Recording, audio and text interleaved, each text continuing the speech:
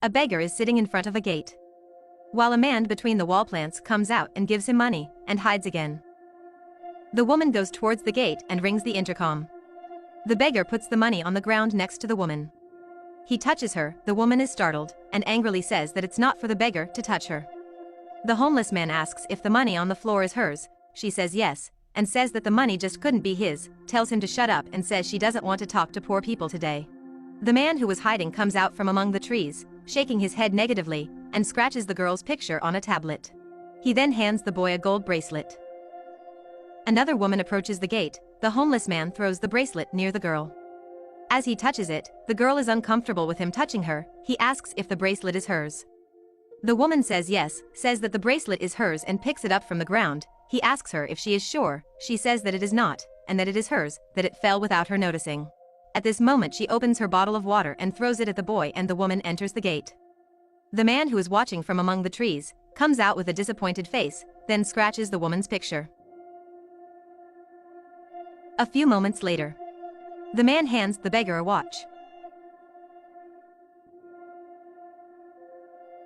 Another woman approaches, the girl greets the boy, rings the intercom, and then he places the watch next to her.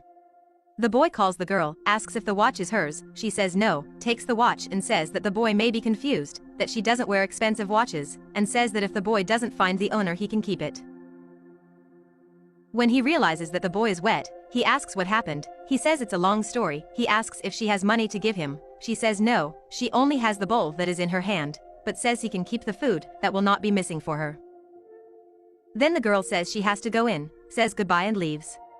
The man who is watching comes out of the trees, is satisfied, and circulates the photo of the girl. Meanwhile, inside the house, on a table were 3 mysterious boxes. One of the women enters the room and wonders what those 3 boxes meant. The second woman enters the room, and upon seeing the other woman, says ironically that her day was already very good, and that now it was worse to see her. The woman replies sarcastically with a good morning. At this moment the third woman enters, and the 2 who had been insulting each other say that now it was even worse, because the bastard had arrived, despising the girl.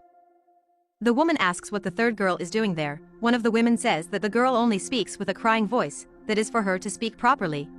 One of the women tells the girl to shut up, and he said that she had no authority to say anything, that he didn't even know why she was there, calling her filthy. Then a woman arrives in a hurry, she trips and falls with several papers.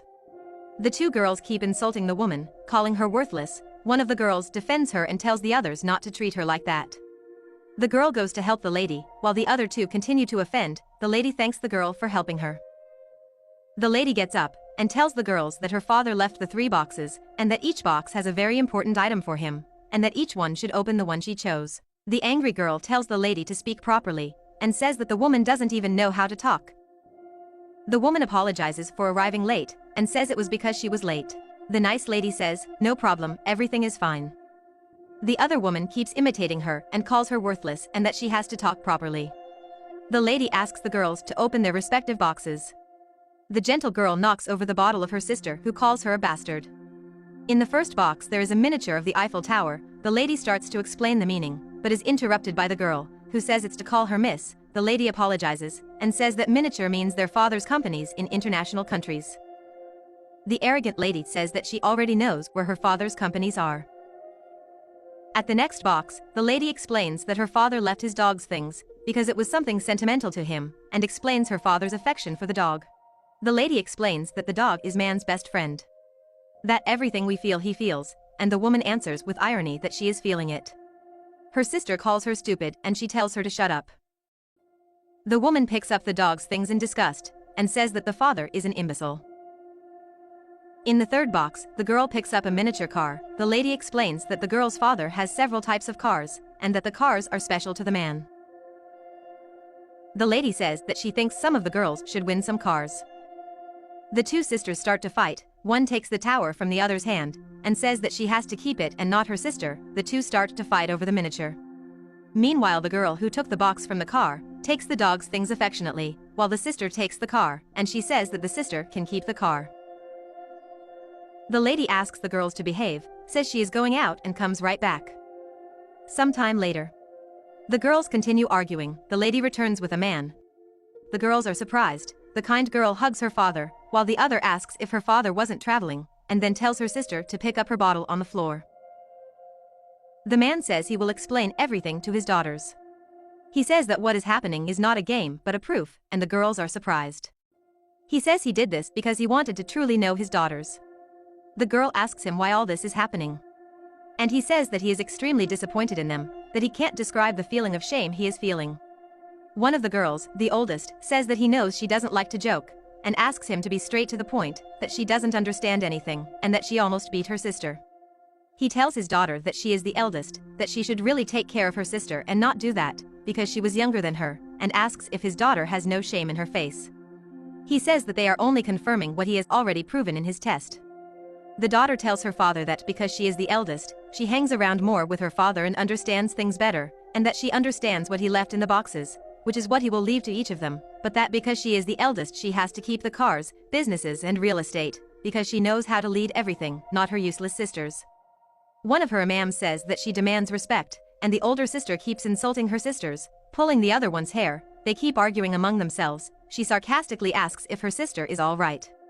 The father yells that that's enough, and asks for respect, and tells his daughter that she is older, but she has no experience in life, and asks if his daughter likes cords. He says that he sees that she is wearing one, and asks if she has a different one that she found by chance. She says no, that she bought it, that she has been getting it for a while. The father asks the other daughter if she has any money, which she suddenly found on the street. The girl says that today is her lucky day, that she found money on the street, that since she found it, nothing more fair than for her to take it for herself. He asks the third daughter if she found a watch. She says yes, but that she left it with a boy on the street, because it wasn't hers, and that he could sell it if he didn't find the owner. The father clarifies that the watch is with him, and asks if she recognized the watch, and that everything was a test with them, that they didn't pass the test, because both were dishonest, and that the last, and only one who was honest was the younger sister. The older daughter, very angry, starts to question her father, and says that this is a joke, that she doesn't have time for her father's stupid jokes. The other daughter claims that the money was on the floor, and that there was no one nearby, so it had no owner. The father says that in fact there was someone, and that he was watching each one, and that everything that they found belongs to him, the money, the chain and the watch, and that the only one who acted as she educated them was the youngest daughter. He says that is why the youngest daughter will be the manager of his main company, and they are all surprised and very angry. The youngest daughter hugs her father showing her gratitude, while her sister calls her a bastard, that she is incapable. She says that the only thing she does is to feel sorry for everything and everyone, and that her sister had better take care of the dog, because that's what she would know, while she wants to go out on a trip. The father asks the secretary for the documents, and asks her if all the documents are correct. She answers yes, and he calls her competent. He tells his daughters that to start, he wants to inform them that he has blocked all credit cards, everything, and the daughters complain to him. He replies that if his daughter wants to travel, she can travel all she wants, but it will have to be at her own expense, and says that they won't be left with nothing, and that the daughters can keep what they took, one with money, and the other with jewelry. And smiling, the father explains that everything was fake, the money, jewelry and watch that he used in the test to test them. The daughters are upset. One says that they have to be joking and the other says that this is disrespectful to them. The older daughter says that they have never worked in their lives. The younger sister corrects her, and she tells her to shut up. The other daughter is sorry that the money is fake. The older daughter tells her father to think it over, that they are his daughters, that he can't do this. The father says that he can do that to them, yes, and that he has already made his decisions. He says that he has already given them the best, which is education, something that no one can take away from them, and that they all have academic degrees, and that he doesn't understand how his oldest daughter can speak with so many mistakes. The father says that they are going to start working, that not even a clock works for free, that they will need to understand the power of service, that they will need to run after what they earn. He says that this will be good for his daughters, and that this is a proof of love. The daughter says that this is not love, and that she would rather her father hated her, while the other sister gets very angry. The younger sister says that if they want jobs, she will hire them both to work, but sisters leave and tell her to shut up and insult her. When they leave, he hugs his youngest daughter and says that he is proud.